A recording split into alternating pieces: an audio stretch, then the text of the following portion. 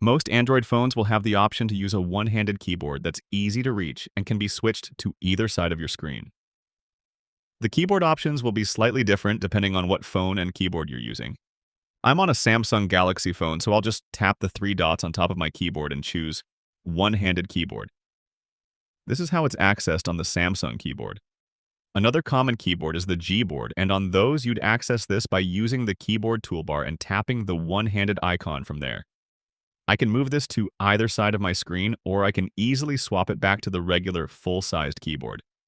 Another similar keyboard that I can access through those three dots is the floating keyboard.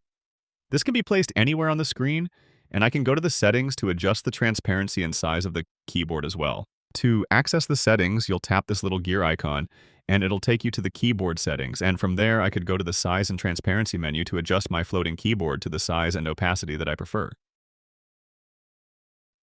It's pretty similar to the one-handed keyboard, but more flexible.